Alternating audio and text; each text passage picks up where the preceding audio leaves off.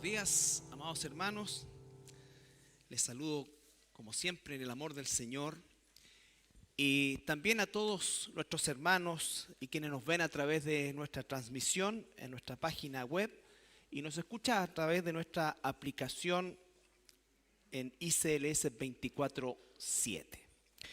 Vamos a ir a la primera carta del apóstol Pedro. Y hoy día estaremos solamente en el versículo 2. Primera de Pedro, capítulo 1, versículo 1 y 2.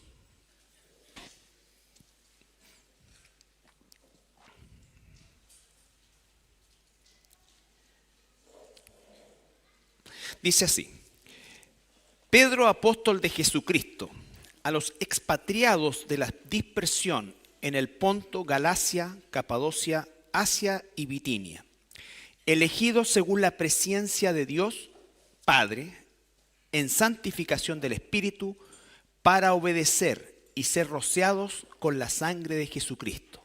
Gracia y paz os sean multiplicadas. Padre amado, en esta hora queremos darte gracias, Señor, por la libertad que tenemos de poder tener en nuestras manos, leer, estudiar, predicar, Señor, y vivir tu palabra. Gracias, Padre amado, y enséñanos a través de ella, Señor. Te lo rogamos en el nombre de Jesús. Amén. Bueno, la semana pasada comenzamos nosotros el estudio de esta carta del apóstol Pedro, que dijimos fue escrita desde Roma, que en sentido figurado y como una forma clave de llamarla, le llamaban Babilonia o la Babilonia, entendiendo por supuesto que ya la Babilonia original no existía. Y vemos que el apóstol le escribe a una serie de hermanos dispersos en distintos lugares, la gran mayoría de ellos a esta altura ya de carácter gentil, no judío, y principalmente ubicados en lo que consideramos hoy día la península de Turquía, o la zona de Turquía, que se llama también el Asia Menor. Entonces, esta carta fue escrita más o menos entre el 64 o 65 después de Cristo, y es una carta que tiene un enfoque bien específico, que es básicamente relacionado con la esperanza, ¿no es cierto? La esperanza, la consolación, en medio de las grandes dificultades que ya experimentaba la iglesia, no solo de parte de la religión o los religiosos propiamente tal, sino a esta altura ya era una persecución de carácter imperial. Recordamos que el emperador de turno en aquella época era Nerón y los antecedentes que se tienen de él, por supuesto que son bastante malos, crueles, terribles en todo el sentido de la palabra. Entonces tenemos un ambiente, digamos, un clima, diríamos, un contexto bastante hostil hacia la iglesia, en algunos lugares más que en otros. Pero básicamente ya la hostilidad estaba instalada a lo largo de todo el imperio. Y por eso que el apóstol Pedro escribe a estos hermanos usando incluso el término expatriados como una manera de recordarles que nuestra patria celestial, como dice la carta, ¿no es cierto?, también está en los cielos, somos ciudadanos del cielo y que tenemos una temporalidad aquí en la tierra y que obviamente lo que sucede, lo que ocurre, está siempre mediado por los planes y la voluntad de Dios, independiente del entendimiento pleno que nosotros podamos tener. Una de las cosas que como cristianos tenemos que asumir es el hecho de que muchas de las cosas que suceden a nuestro alrededor y que Dios determina que sucedan, no son para explicarnos necesariamente sus motivos, sino que son para que confiemos en Él. El propósito es confiar en Él en medio de situaciones que no entendemos. Porque nunca Dios se propuso explicarnos todo su forma de pensamiento ni sus propósitos, sino que lo que Él quiere es que nosotros por medio justamente del relato bíblico, tanto en el Antiguo como en el Nuevo Testamento, creamos en Él, confiemos en Él, depositemos nuestra fe en Él y no vivamos en una permanente incertidumbre ni tampoco basados en los eventos que puedan suceder, sino que basados en la fe y esperanza que en Él tenemos, en un Dios y nuestro Dios que no miente y que por eso es que se ha encargado de dejarnos su palabra, la cual se cumple a la perfección a lo largo y ancho de toda la historia humana.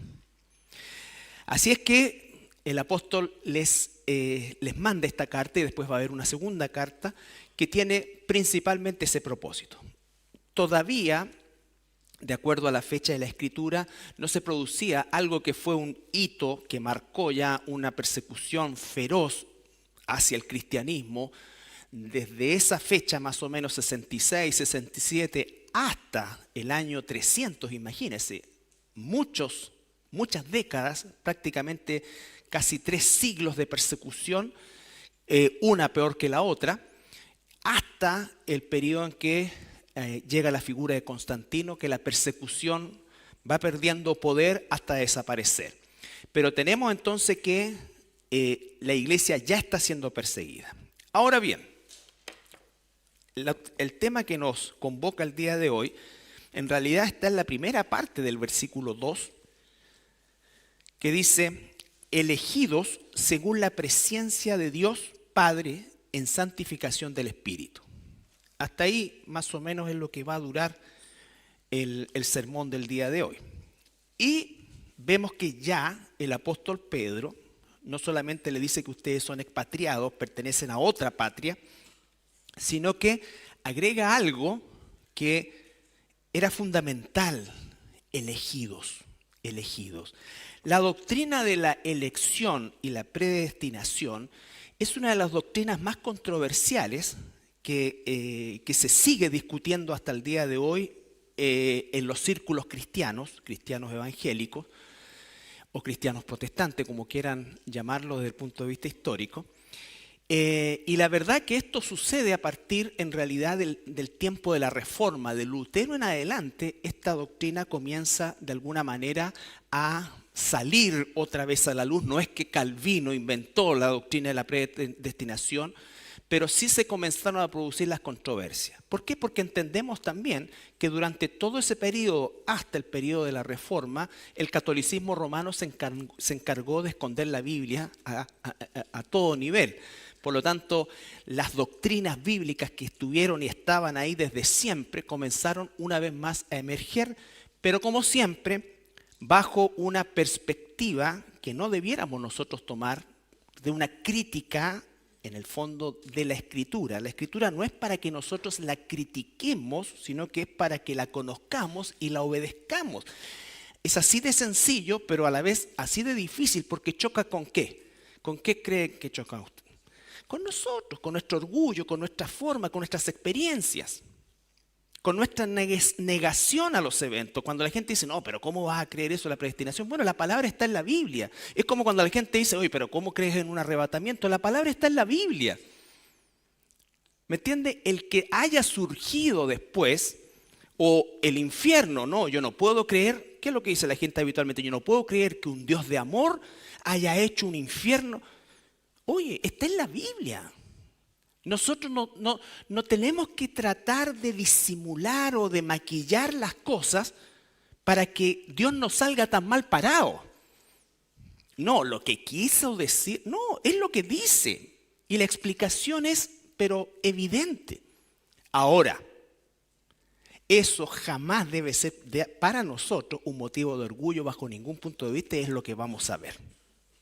¿Ya? Entonces lo primero que dice es, elegidos.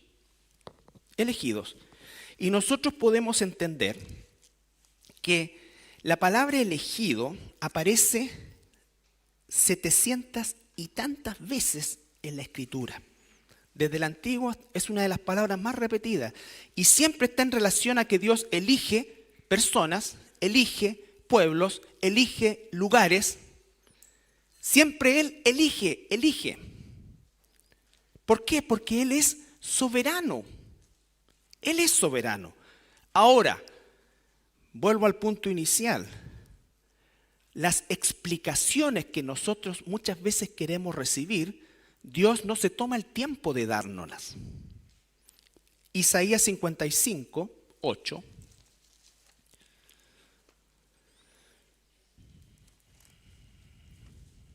Es un pasaje bien conocido, espero.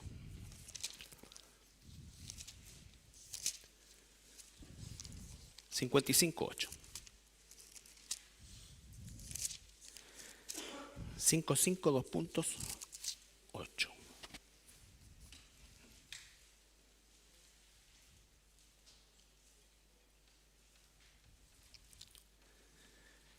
Porque mis pensamientos no son vuestros pensamientos. Primera cosa. Es decir, la forma de la estructura mental de Dios no es como la nuestra. La nuestra no solo es finita, sino que además está caída. Nosotros tenemos una naturaleza caída. Por lo tanto, naturalmente vamos a pensar en oposición a Dios. Eso cambia cuando viene el Espíritu Santo, pero aún así permanece una naturaleza caída. Por lo tanto, naturalmente vamos a rechazar la voluntad o los preceptos de Dios. Porque mis pensamientos no son vuestros pensamientos, ni vuestros caminos mis caminos, dijo Jehová. Como son más altos los cielos que la tierra, así son mis caminos más altos que vuestros caminos y mis pensamientos más que vuestros pensamientos. Entonces, Dios parte estableciendo una máxima. Él piensa de manera distinta a nosotros, al hombre natural, al ser humano natural, porque el ser humano natural está caído. Está caído. Por lo tanto, naturalmente va a haber una oposición a la voluntad de Dios, a la enseñanza de Dios, ¿no es cierto? Y por eso es que mucha gente dice creer en Dios, ¿no es cierto? Creer en Dios pero a pie juntilla, pero rechazar lo que Dios dice. Entonces no creen en Dios o en el Dios revelado en la Escritura. Entonces ellos dicen, no, si yo creo que Jesús es el Señor, si yo creo que Jesús murió por mis pecados, si yo creo, pero a mí no me pueden, es que yo no puedo dejar, no puedo creer que Dios considere que no puedo hablarle a través de la Virgen o de que sea, o a mi manera. No, si en realidad mira, si yo siempre hablo con Dios, dice la gente, a veces entro a las iglesias cuando están vacías y ahí yo me concentro y hablo con Dios. ¿Qué es eso? Esa es una experiencia personal que incluso puede ser cierta desde el punto de vista emocional. A lo mejor la persona sale como más aliviada, pero eso es una experiencia personal, no tiene ninguna validez desde el punto de vista de tu relación o la relación con Dios. Porque el que sea una experiencia real no significa que es la verdad. No significa que es la verdad. Si ustedes permanecen en mi palabra, conocerán la verdad y la verdad los hará libres. La verdad es una sola. Y es absoluta y está en la Escritura. Y la Escritura dice que Dios elige. Ese es el punto. Elige personas, elige lugares, elige circunstancias, elige pueblos. Siempre elige. Porque Él es soberano. ¿Lo entendemos completamente? Por supuesto que no. Por supuesto que no, porque inmediatamente ¿qué va a venir a mi mente? O sea, si Dios elige a uno y no a otro, ¿eso qué es? Es, dicen, injusto. Esto no se trata de justicia, esto se trata de gracia. Porque todos merecíamos el infierno. Lo que hace el Señor es expresar su gracia a través de elegir a unos que no son mejores que los otros, porque tú y yo no somos mejores humanamente hablando que aquellos que están en el infierno. No somos mejores. Solo fuimos objeto de su gracia. ¿Cómo te cae eso? Inmediatamente nosotros decimos, pero ¿cómo no es posible? Pero es así. Es lo que dice la Escritura. Tengo como 800.000 versículos, pero vamos a ver algunos. Salmo 65:4 en el Antiguo Testamento. Salmo 65:4. Yo por si acaso no entiendo esto, ni siquiera entiendo por qué a mí, porque esa debería ser la pregunta, ¿por qué a mí? Te digo, humanamente hay gente mucho mejor que yo, claro que sí. Eres soberano. Ahora, vamos a ver un poquito al final, entonces, cómo se debe traducir mi respuesta a eso. Porque si yo entiendo bien la doctrina de la elección, debiera estar, pero presto a lo que Dios dijera. A lo que Dios dijera. Y no vivir dándole explicaciones. 65 dije. ¿Y qué dije yo? 65:4, eso es. Esa es mi dislexia, ya les dije. Bienaventurado el que tú escogieras y atrajeras a ti para que habite en tus atrios. Seremos saciados del bien de tu casa. Bienaventurado el que tú eligieras. ¿Ya? No quien te elige. ¿Sabes cuál fue mi experiencia? Seguramente la tuya, que yo recibí al Señor, ¿cierto?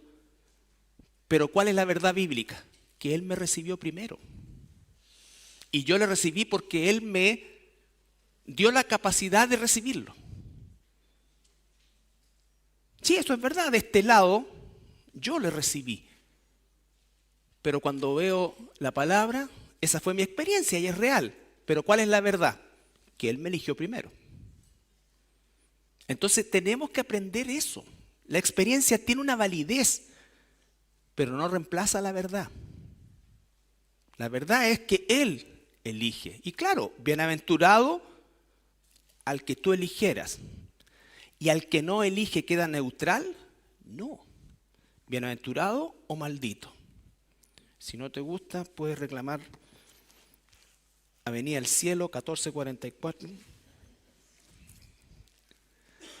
Lo que tenemos que hacer nosotros es agradecer. Entonces, si Dios dice, anda para allá voy. ¿Qué más, Señor? ¿Qué quieres que yo haga? Ese es el punto. Nosotros, el tema es que respondemos mal a la gracia de Dios. Por eso es tan importante entender esta doctrina, porque, vuelvo a insistir, no somos mejores que quienes no son elegidos. Ni siquiera sabemos por qué uno y por qué otro. Pero es así como sucede. No entiendo la mente de Dios. Además, si yo entendiera todas las cosas que Dios me revela, sería como Dios y eso sería espantoso. Imagínate un Dios como tú o como yo. O que Dios pensara igual que yo o yo igual que Dios. Por supuesto que hay muchísimas cosas, pero las que están son suficientes para que confiemos en Él, para que creamos en Él, para que sepamos que Él está al control de todo, aunque todo se esté cayendo. Él tiene el control, no lo ha perdido. Jamás. Bien, Deuteronomio, en realidad vamos un poquito más atrás, capítulo 10.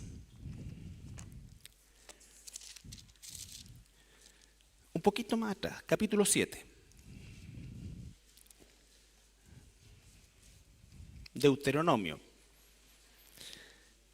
Estas son las hojas que tienen todas las Biblias, pero nuevecitas.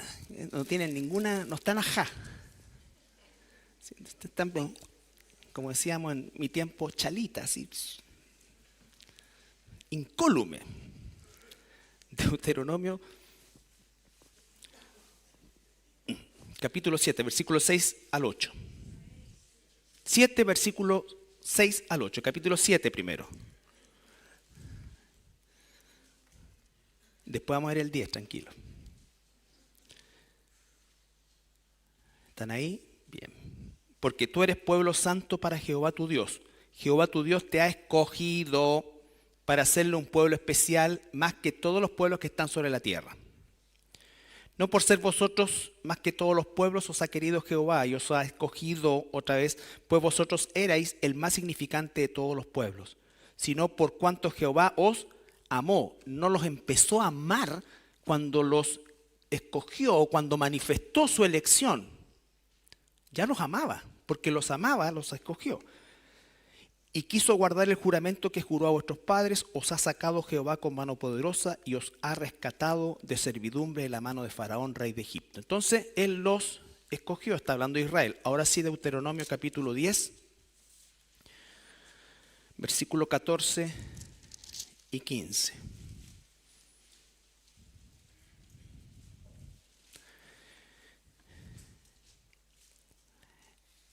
He aquí de Jehová, tu Dios, son los cielos y los cielos de los cielos, la tierra y todas las cosas que hay en ella. Todo es de él. Solamente de tus padres se agradó Jehová para amarlos. ¿De quiénes? Abraham, Isaac, Jacob. A eso se está refiriendo. Y escogió su descendencia después de ellos a vosotros, de entre todos los pueblos, como en este día. De entre todos los pueblos que habían, él eligió y escogió a uno. Y lo amó desde antes de la fundación del mundo. Como entonces, el Antiguo Testamento muestra una y otra vez a Dios eligiendo, o mejor dicho, manifestando su elección. ¿Ya? Entonces, cuando vemos esto, nos damos cuenta de que la elección y la soberanía de Dios domina toda la Escritura. Vamos al Evangelio de Juan. Ahora vamos a ver a Jesús. Capítulo 5.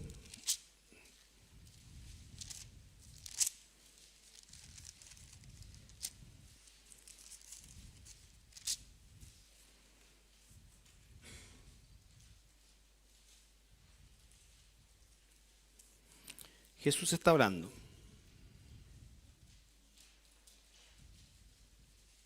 Está hablando de la autoridad del Hijo. 5:21. Porque como el Padre levanta a los muertos y les da vida, así también el Hijo a los que quiere da vida. Capítulo 6, ahí mismo en Juan, versículos 37 y 38.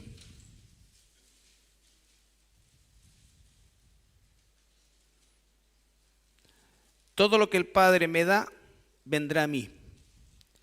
Y el que a mí viene no lo echo fuera.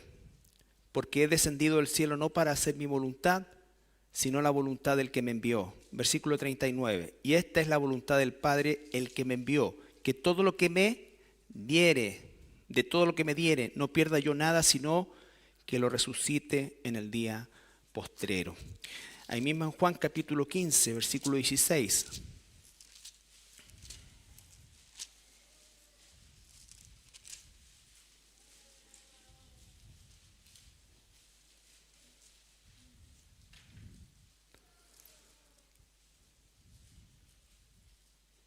No me elegisteis vosotros a mí, está hablando Jesús, sino que yo os elegí a vosotros y os he puesto para que vayáis y llevéis fruto y vuestro fruto permanezca, para que todo lo que pidiereis al Padre en mi nombre, Él os lo dé. Esto es os mando, que os améis unos a otros. Entonces, si Él nos elige a nosotros, nos puede mandar, nos puede decir. Jesús dice, yo los elegí a ustedes. Ustedes no me eligieron a mí. Esa es la experiencia de ustedes.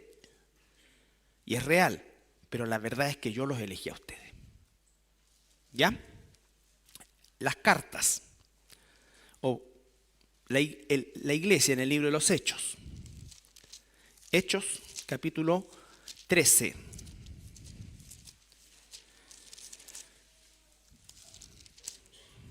Hechos, capítulo 13, versículo 46 al 49.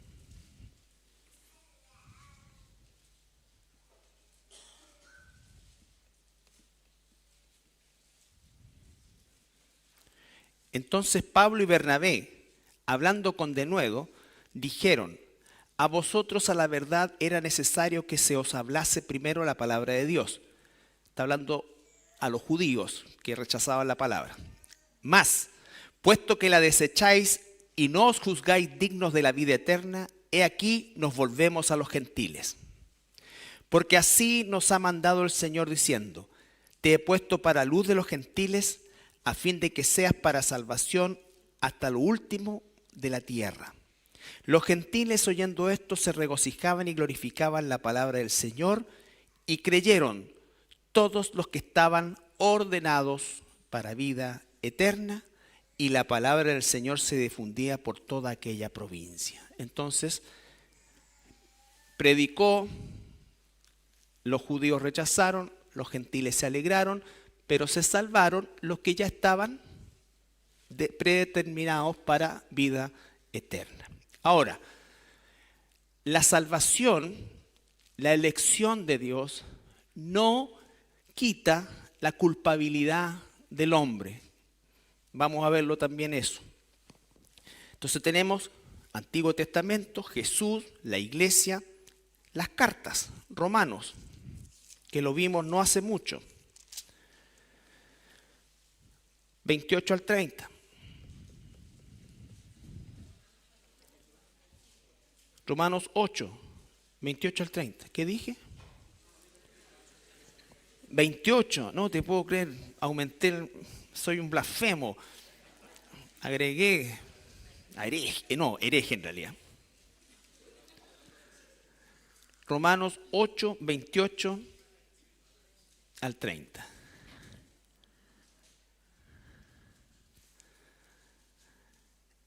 Y sabemos, escuche, y sabemos, certeza, que a los que aman a Dios, todas las cosas les ayudan a bien. Esto es, no explica ni lo bueno ni lo malo que puede suceder en tu vida o en la mía. ¿Ya? Que yo soy... Entonces, por eso es que Dios, ¿cómo vivíamos nosotros antiguamente supersticiosamente? Pensando en que teníamos que hacer bien porque nos iba a llegar, si no nos iba a llegar el castigo. Ahora, nosotros hacemos bien porque amamos a Dios, pero Dios puede determinar que aún haciendo bien, Él nos someta a prueba en sus propósitos. Y sabemos que los que aman a Dios, todas las cosas les ayudan a bien. Esto es a lo que conforme a su propósito son llamados. Escuche, conforme a su propósito. Por eso es que la vida nuestra como hijos de Dios no consiste en mis propósitos, sino en sus propósitos, hermano. Todo esto tiene que enseñarnos porque vivimos mal muchas veces y somos inconscientes de lo que Dios hizo por nosotros. Por eso es que lo que se demanda es confianza y obediencia. No es una sugerencia. Porque a los que antes conoció,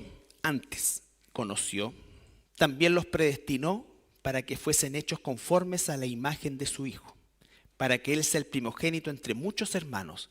Y a los que predestinó, a estos también llamó. Y a los que llamó, también justificó. Es la misma persona. Lo predestinó, lo llamó, lo justificó. Y a los que justificó, glorificó. Es la misma persona.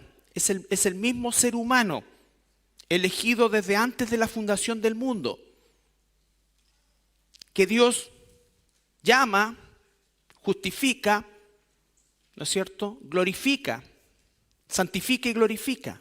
Todo el proceso está garantizado.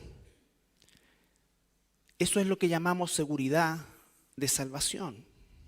Seguridad de salvación. Efesios capítulo 1.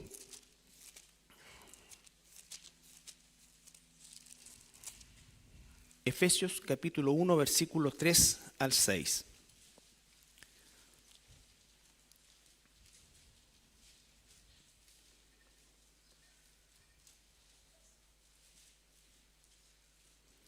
Bendito sea el Dios y Padre de nuestro Señor Jesucristo, que nos bendijo con toda bendición espiritual en los lugares celestiales en Cristo, según nos escogió en Él antes de la fundación del mundo. ¿Podemos nosotros entender eso? No. Dios nos está revelando una verdad, no nos está explicando el proceso. No nos está explicando el proceso. Pero conozco lo suficiente de Dios, aún en mi naturaleza caída, para confiar plenamente en Él. Confío en Él. Bendito sea el Dios y Padre de nuestro Señor Jesucristo, que nos bendijo con toda bendición espiritual en los lugares celestiales en Cristo, según nos escogió en Él antes de la fundación del mundo, para que fuésemos santos y sin mancha delante de Él. En amor, habiéndonos predestinado para ser adoptados hijos suyos por medio de Jesucristo, según el puro afecto de su voluntad. Eso es lo que dice, según el puro afecto de su voluntad. ¿Por qué habré sido mejor? No. Está claro que no es por mérito, porque yo estaba muerto igual que cualquier otro ser humano. Hay seres humanos que en su naturaleza caída hacen más mal que otros, eso es verdad, pero todos somos malos. Todos estamos perdidos, todos estamos condenados. Nuestras acciones tienen una injerencia en nuestra realidad horizontal. Si yo robo, mato, hago un daño amplificado de eso.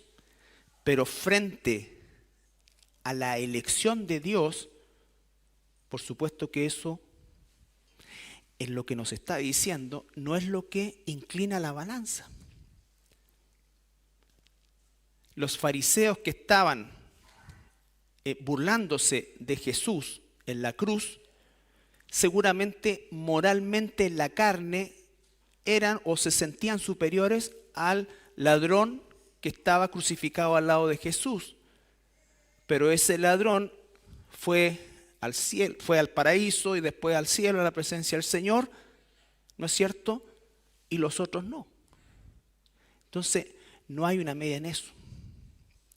Por lo tanto, y tenemos a dos ladrones, ambos crucificados probablemente por el mismo tipo de delitos. Uno se arrepiente, otro no. Dios escogió al uno y no al otro. En la experiencia del que lo escogió, él se arrepintió, pero es porque Dios le dio la capacidad de hacerlo. Si Dios no nos quita la venda, hermanos, o nos da vida, nosotros jamás podríamos hacerlo. En el mismo Efesios, capítulo 2, versículo 1.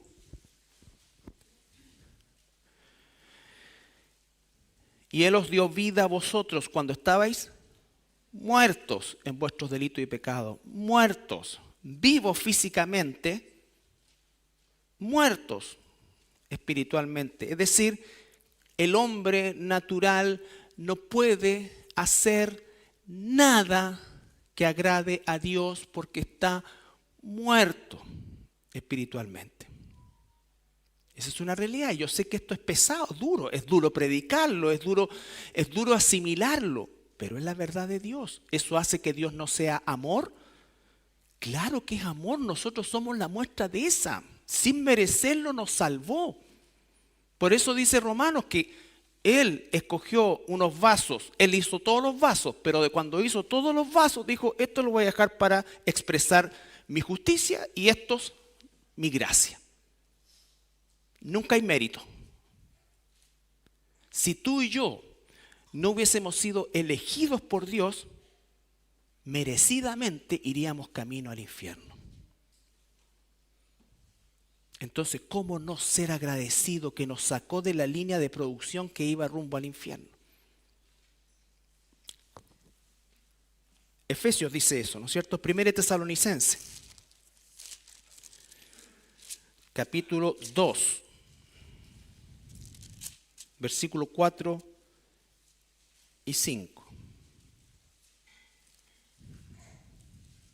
Perdón, 1 Tesalonicenses, hoy estoy, pero capítulo 1.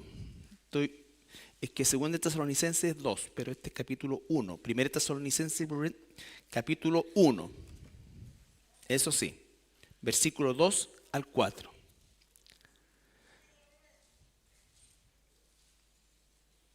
Damos siempre gracias a Dios por todos vosotros, haciendo memoria de vosotros en nuestras oraciones, acordándonos sin cesar delante de Dios y Padre de nuestro de la obra de vuestra fe, del trabajo de vuestro amor y de vuestra constancia en la esperanza en nuestro Señor Jesucristo.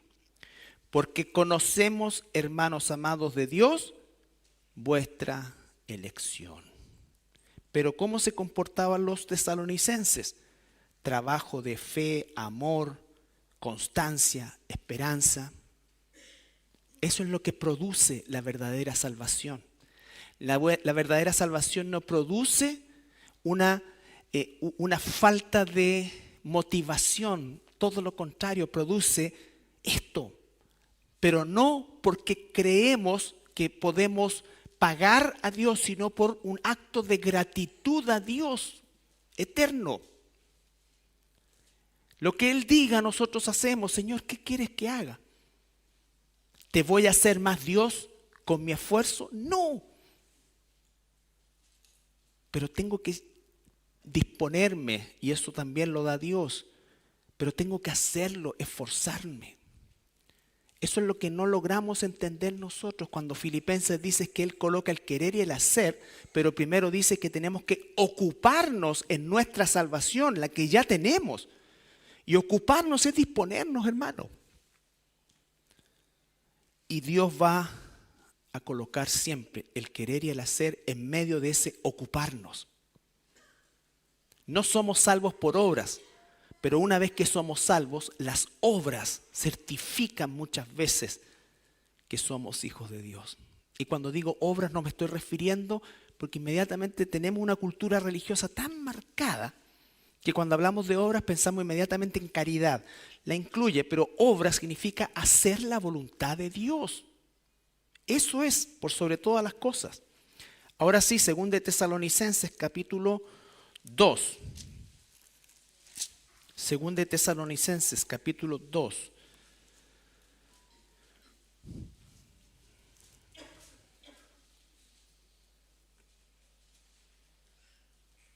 Versículo 13, 14. 13 y 14. Pero nosotros debemos dar siempre gracias a Dios respecto a vosotros, hermanos amados, por el Señor, de que Dios os haya escogido desde el principio para salvación, mediante la santificación por el Espíritu y la fe en la verdad, a lo cual os llamó mediante nuestro Evangelio. ¿Se dan cuenta?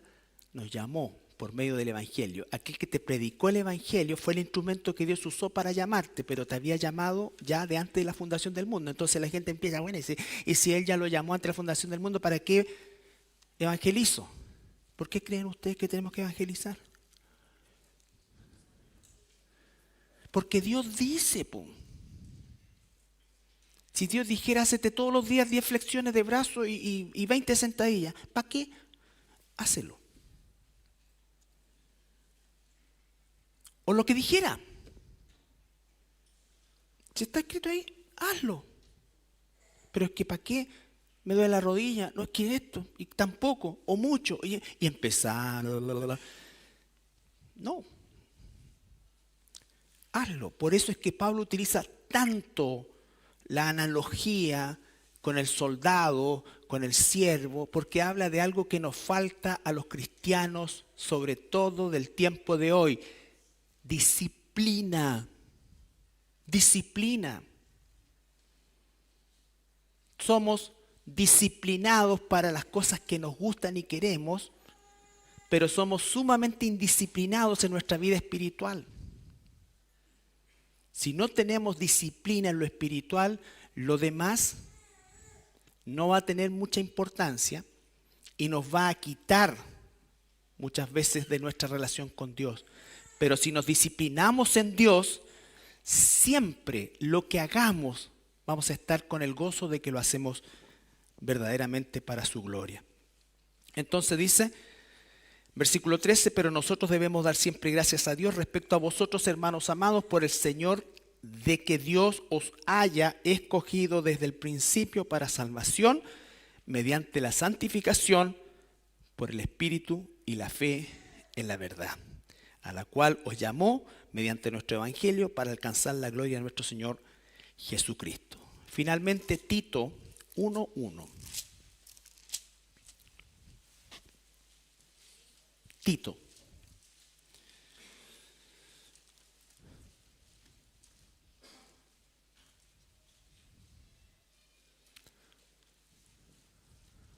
Pablo, siervo de Dios y apóstol de Jesucristo, conforme a la fe de los escogidos de Dios y el conocimiento de la verdad que es según la piedad.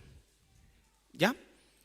Bien, hay muchísimo más. Como le dije, hay más de 700 versículos relacionados con Dios escogiendo. Situaciones, pueblos, personas, en fin, siempre. Pero con esta panorámica que fuimos desde el Antiguo hasta el Nuevo, nos damos cuenta de que es Dios quien elige.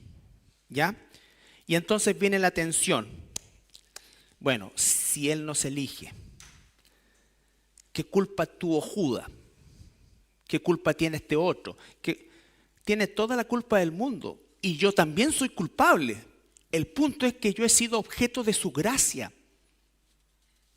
No porque lo quise, no porque lo pedí, sino porque Él lo determinó. ¿Entiendo el por qué? No. Pero esa es la verdad. Recuerden, las experiencias personales las experiencias personales siempre deben ser puestas a la luz de la Escritura y no la Escritura puesta a la luz de la experiencia. Pedro dijo, nosotros vimos, está contando su experiencia, vimos a Cristo glorificado en el monte de la transfiguración. Eso es una verdad. Pero ¿sabes qué? Nuestra confianza no está solo en esa experiencia o en la experiencia en cuestión, sino en la palabra. Ahora, si la palabra nombra la experiencia, claro, pero nuestras experiencias, por eso la gente tiene tanto problema, porque nosotros somos seres no racionales. Usamos la razón para ciertas cosas, nosotros somos seres emocionales. Nos enamoramos, o bueno, quienes se enamoran muchas veces de la persona incorrecta. Pero es tan lindo, es tan linda, es bonita. Nos metemos en cosas que sabemos que al poco tiempo vamos a estar acogotados. Pero hay que echarle para adelante. Vivimos nosotros de emociones. No tomamos muchas veces decisiones racionales. Somos más bien emocionales. Entonces, eso muchas veces lo trasladamos acá. Por eso es que la palabra sentir está tan manoseada en el ámbito cristiano. Porque la certeza es como muy frío.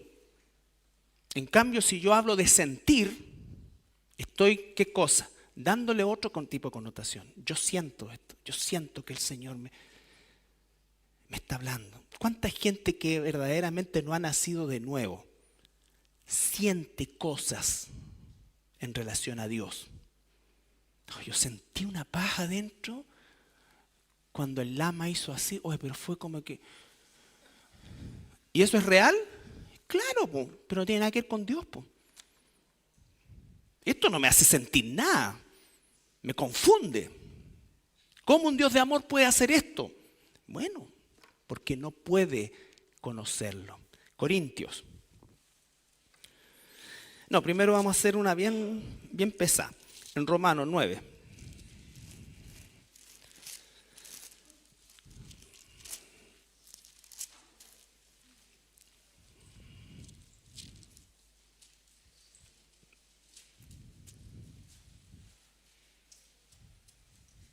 Romanos 9:9.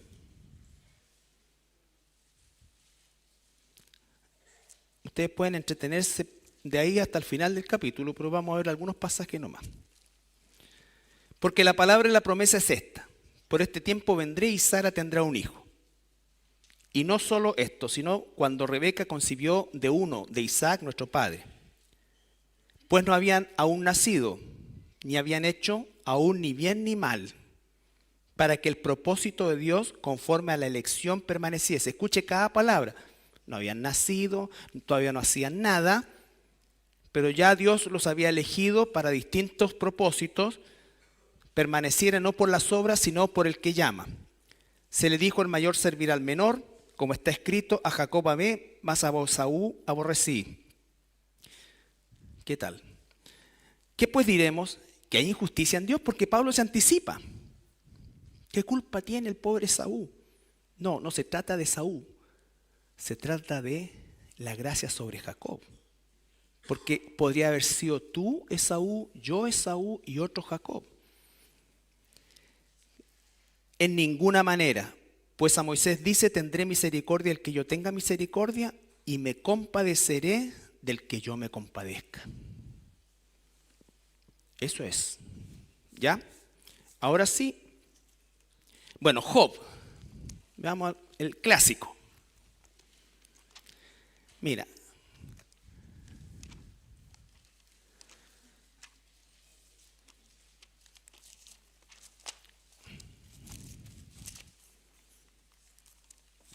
Job es el clásico.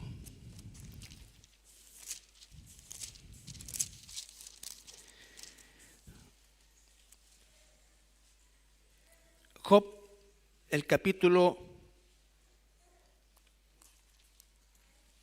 38. Ahora, Job era un hombre justo según el estándar del Antiguo Testamento y 37 capítulos le pasó lo de Caco, Kiko, Queco, Cuco, todo lo que tú te puedas imaginar. Lo más terrible le pasó a Job, ¿ya? Y estaba completamente desconcertado. Completamente desconcertado. Y comienza un poco a encarar a Dios. Y Dios le responde. Pero mira cómo le responde. No le dijo, mira Job, tranquilo, tranquilo. Lo que pasa es que yo hice una apuesta con el diablo y la ganaste, saliste súper bien, si era para eso. Ahora te voy a recontra bendecir. ¿Cuántos hijos perdiste? Ahí tenés más. Tu señora te la cambio porque la ñora, en vez de apoyarte, te echó más abajo. No, mira lo que responde Dios, 38:1. Entonces respondió Jehová a Job desde el torbellino y le dijo, ¿quién es ese que oscurece el consejo con palabras sin sabiduría? Ahora ciñe como varón tus lomos y yo te preguntaré y tú me contestarás. 70 preguntas le hace. 70 preguntas. ¿Dónde estabas tú cuando hice esto? ¿Dónde estabas tú cuando hice esto? ¿Dónde estabas tú? ¿Ya? En el capítulo 38 y 39 le hace 70 preguntas. No las vamos a leer, por supuesto. Pero tú, como buen estudiante, tienes que leerlas. Ahora, el capítulo 40. Ahora Job, después de quedar claro en su posición, además respondió, 41. Además respondió Jehová a Job y dijo, ¿es sabio contender con el Omnipotente? El que disputa con Dios, responda a esto. Entonces respondió Job a Jehová y dijo, he aquí que yo soy vil, ¿qué te voy a responder? Mi mano pongo sobre mi boca. Una vez hablé, más no responderé.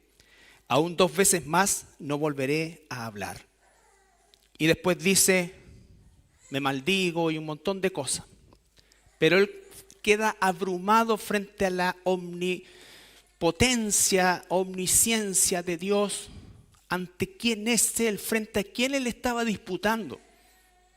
Le puede decir al barro, al alfarero, ¿por qué me hiciste así? ¿Se imaginan ustedes uno de estos cacharritos de greda que el cacharrito le dijiste, pero ¿por qué me hiciste la nariz de chanchito más acá? ¿Cómo no me lo hiciste bien, más respingadita? Sería absurdo. Es imposible. Ese nivel de imposibilidad. Entonces, la soberanía de Dios es ciertamente absoluta.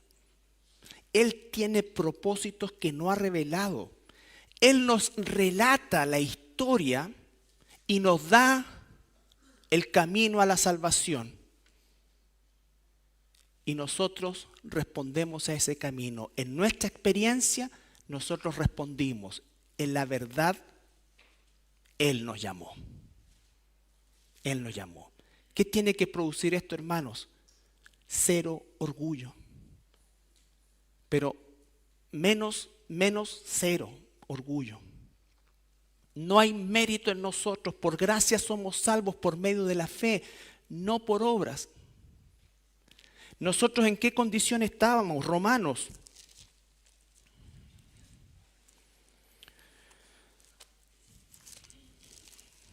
Capítulo 3. Por si alguno alguna vez pensó, no, si yo en realidad siempre busqué a Dios, yo siempre tuve una inquietud por Dios. No, tú no tenías ninguna inquietud por Dios, porque tú estabas muerto. Y alguien puede decir, pero oye, si yo toda la vida he creído en Dios. No en el Dios de la Biblia porque no lo conocías. No lo conocías. Dios puede usar las circunstancias que Él mismo orquestó para que nosotros llegáramos a Él, pero yo no lo conocía.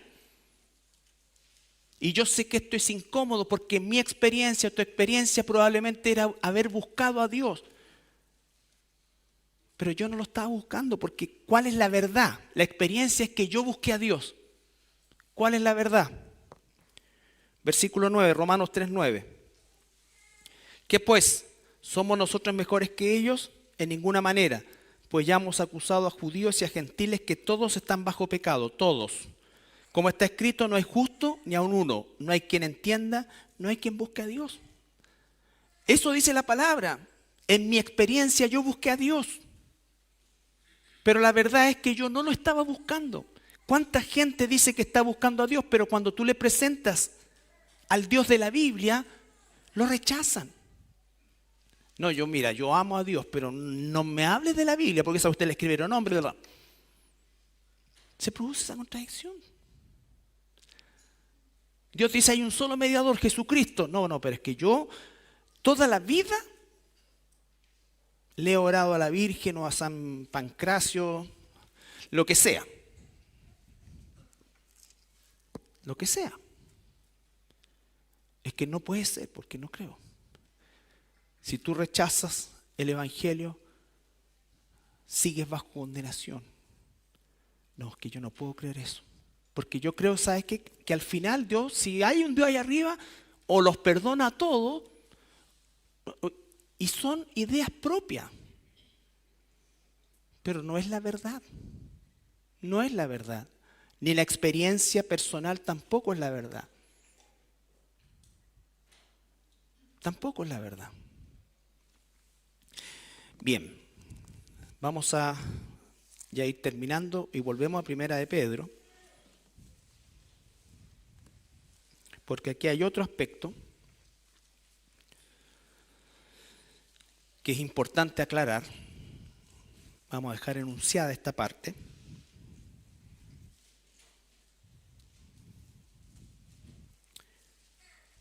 Primera de Pedro, versículo 2. Elegidos según la presciencia de Dios. Presciencia. Eso es un preconocimiento. Pergnosis. Ahora, prognosis. Preconocimiento. Muchos dicen, ahí está, ahora sí me cuadra. ¿Me ha escuchado alguien así? Lo que pasa es que Dios miró a través del túnel del tiempo y vio que yo lo iba a elegir, entonces me eligió. ¿Han escuchado eso, no? Como para que Dios no salga tan mal parado. Él sabía quiénes le iban a elegir y a eso llamó.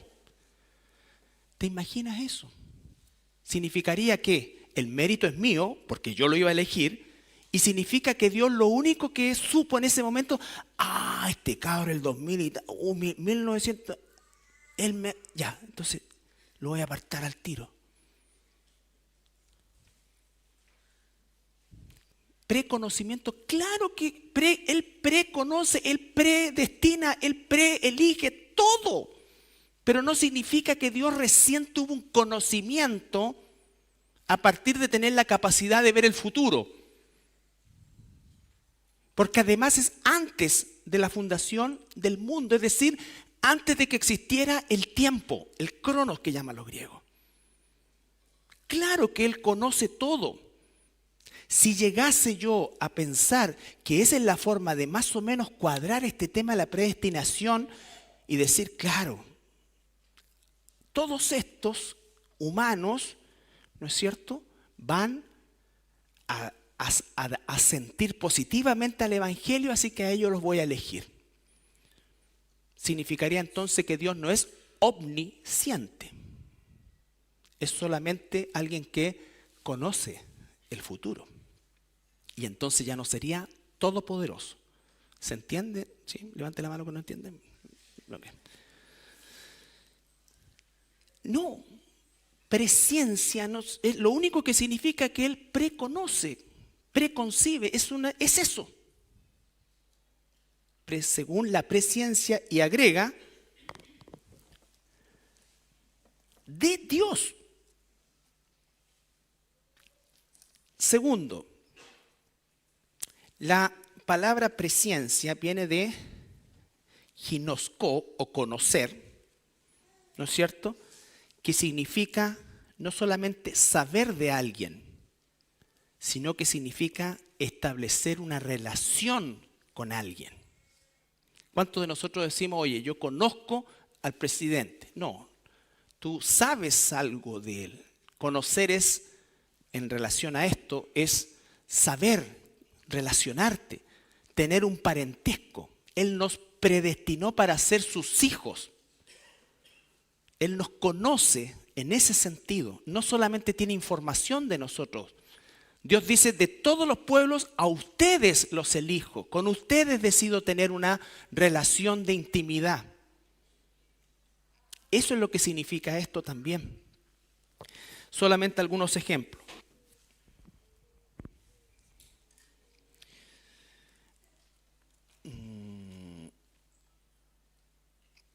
Bueno, ustedes busquen después Jeremías 1:5. Él dice, antes que te hiciese en el vientre de tu madre, yo te conocí y te di por profeta a las naciones. Antes de que siquiera se juntara el espermio con el óvulo, yo ya te conocí, yo ya decidí, antes de la fundación del mundo, a los que conoció, predestinó, con los que decidió tener una relación padre e hijo. Él los predestinó para hacer ¿qué cosa? Adoptados como hijos. Predestinó para que fuésemos parte de su familia. Eso es la palabra ginosco. Y lo vamos a ver en el sentido negativo en Mateo 7, dos pasajes de Mateo.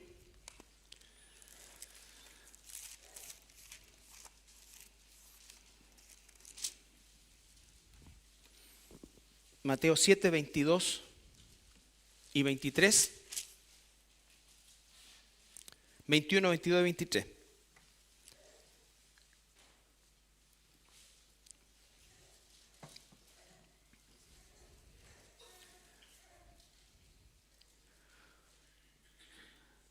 No todo el que me dice Señor, Señor entrará en el reino de los cielos. ¿Está claro eso, no es cierto? Muchos dicen Señor, Señor. Sino el que hace la voluntad de mi Padre que está en los cielos. Y para hacer la voluntad de mi Padre que está en los cielos, tengo que haber nacido de nuevo. Y nazco de nuevo porque Él predestinó, preconoció antes de la fundación del mundo establecer una relación conmigo, adoptarme como su hijo. Eso es maravilloso. Muchos me dirán en aquel día, Señor, Señor, no profetizamos en tu nombre y en tu nombre echamos fuera demonios y en tu nombre hicimos muchos milagros, obras. Y entonces les declararé, nunca os conocí. Nunca os preconocí. ¿Por qué pre en Pedro? Porque todavía no nacíamos. Pero Él ya nos conoció, ya Él estableció una relación con nosotros. Apartados de mí, hacedores de maldad. No significa que, mira, nunca supe quién eras tú. Te divisé un par de veces, pero no sabía quién era. No, claro que Dios sabe todo y de cada ser humano que ha nacido en este mundo. Pero con unos predestinó, estableció una relación que se ejecutaría en el tiempo determinado para cada uno de nosotros. Ahí mismo en Mateo capítulo 25, haciendo alusión a la boda, o usando la boda como ejemplo, 25. Recuerden las vírgenes, ¿no es cierto? Versículo 11 y 12. 25, 11 y 12. Después vinieron también las otras vírgenes diciendo, las que tenían lámpara pero no aceite, Señor, Señor, ábrenos. Mas él respondiendo, de cierto os digo que no os conozco. Mis ovejas oyen mi voz. Mis ovejas, no las que serán mis ovejas. Mis ovejas, él ya habla con propiedad. Estábamos inscritos, dice Apocalipsis, en el libro de la vida antes de la fundación del mundo. ¿Puedes tú o yo tener un entendimiento a nuestro nivel o en nuestra lógica? Claro que no. Porque gracias a Dios no somos Dios, ni parte de eso. Entonces cuando Jesús le dice a Nicodemo, tienes que nacer de nuevo, también está haciendo esa analogía con decirle, tú no tuviste ninguna injerencia en tu nacimiento físico y tampoco tienes ninguna injerencia en tu nacimiento espiritual. Porque tú no decidiste en el tiempo decir, uy, este va a ser mi papá, este va a ser mi mamá, se van a juntar tal día, voy a nacer tal día, quiero nacer en esta familia. No, te tocó. ¿No es cierto? No tuviste injerencia en eso, a eso se está refiriendo. Y en lo espiritual, lo mismo. Nada de lo que hagamos o dejemos de hacer va a influir en el plan de Dios. Entonces, ¿qué es lo que tenemos que hacer nosotros? Porque ahora viene lo importante de todo lo que he dicho. ¿Cuál debe ser nuestra respuesta? ¿Cuál debe ser nuestra respuesta? Id a ser discípulos, dice el Señor. Vayan hasta el último de la tierra, evangelicen.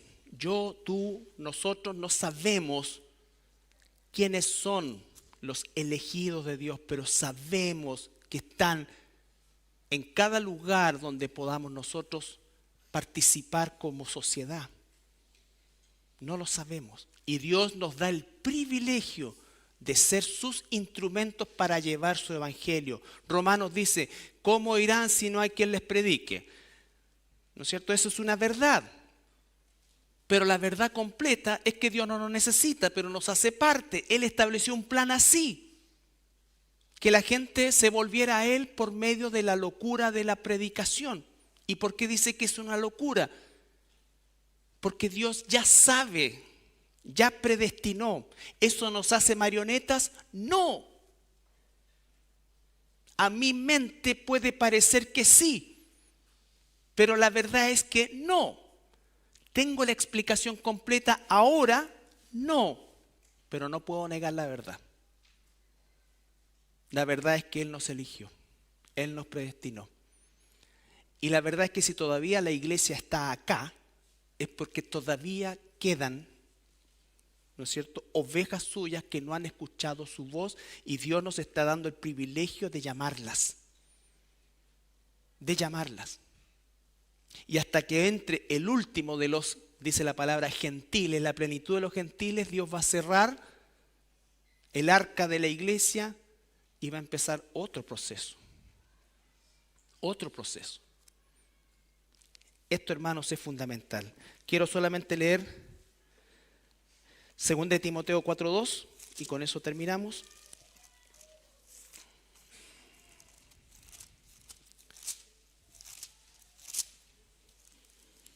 Fíjense lo que dice el apóstol Pablo a su discípulo, al pastor Timoteo. Piensen que Pablo es el que desarrolla con toda profundidad la doctrina de la elección y la predestinación. Él tendría los argumentos suficientes para cruzarse de brazos y decir, ya está todo listo. Pero ¿en qué se concentra? En el mandato de Jesús, id a ser discípulos a todas las naciones. Van a pasar dificultades. Hay gente, misioneros que mueren en países musulmanes por llevar el evangelio. ¿Para qué mandar gente a morir si Dios a los musulmanes que Él quiera salvar los va a salvar igual? Así pensamos nosotros en nuestra lógica humana. Limitada, caída. Tenemos una naturaleza caída. Y nuestra naturaleza espiritual nos dice, confía en Dios. Confía en Dios. Cientos de hermanos nuestros misioneros han muerto en China, en los países musulmanes, en Corea del Norte. ¿Por qué arriesgarse si Dios tiene ovejas suyas en Corea del Norte? Esté quien esté, el Chin Wan Yun, Pim Pum Yun, el Yun que esté, Dios los va a sacar igual. Pero ¿cuál es el mandato de Él? Y el apóstol Pablo nos aclara. Te encarezco 4:1, te encarezco. O sea, te conmino, te obligo de alguna manera delante de Dios y el Señor Jesucristo, que juzgará a los vivos y a los muertos en la manifestación y en su reino, que prediques la palabra, que instes a tiempo y fuera de tiempo, redarguye, reprende, exhorta con toda paciencia y doctrina.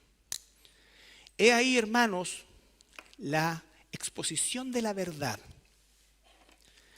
¿En qué nos tenemos que concentrar nosotros?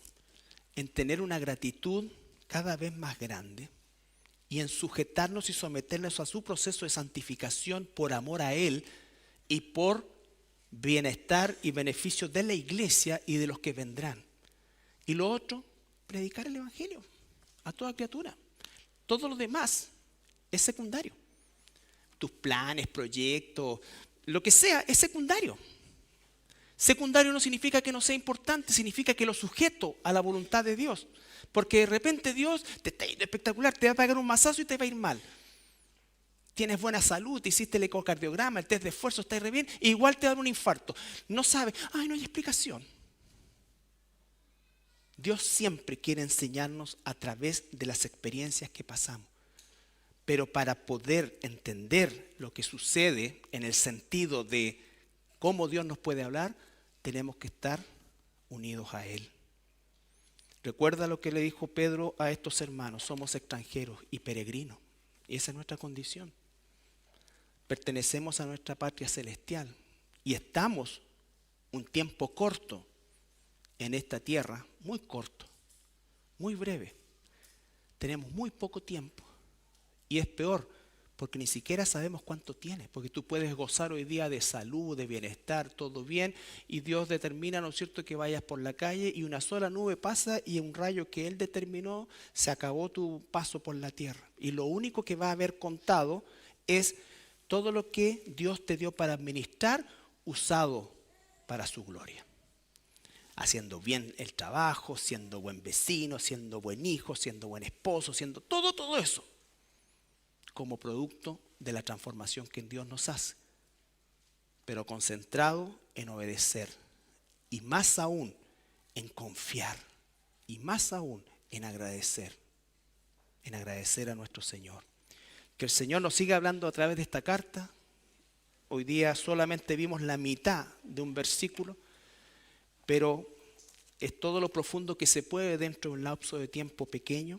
Y yo les ruego que ustedes, si han anotado, si quieren ver, pueden bajarlo en audio para ahorrarse la cara, pero escúchenlo nuevo, anoten los versículos, todo eso, ¿no es cierto? Y repasen, enriquezcanlo aún más, porque hay mucho más ahí.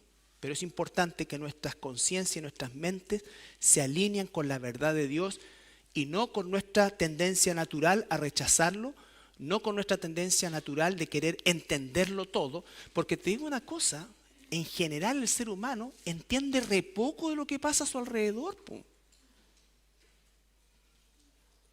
Uno prende el televisor HD, está viendo una cuestión que está pasando, un partido que está pasando en España y lo está viendo en vivo. ¿Cómo exactamente funciona eso? Probablemente no lo sabemos. O esto, que pescáis esta cuestión y estáis hablando con alguien que está en Estados Unidos. Alguien puede decir, no, pues son las ondas, sí, pero no entendemos. La mayoría de nosotros no entiende y además no queremos entender. ¿No es cierto? No queremos entender. Ya, listo. Bueno, hay cosas de Dios, no entendemos por qué nos eligió, no entendemos por qué esto, pero sí entendemos a qué nos mandó. Nos ponemos de pie para orar. Señor, te damos gracias esta tarde por tu palabra y gracias, Señor, gracias dentro de lo que máximo que podemos nosotros, Señor, expresar y vivir, Padre, porque entendemos un poquito más que no somos mejores que nadie y que si tu gracia no se hubiese derramado en nosotros, seguiríamos justamente, porque tu justicia se manifiesta, Señor, camino a aquello que nos correspondía, Padre. Gracias, Señor amado, y que nuestra vida cuente para tus propósitos, sabiendo que no los modificamos, que no los alteramos, Señor, sino que nos hacemos parte de ellos, Padre. Gracias, Señor amado, en tu santo nombre. Amén.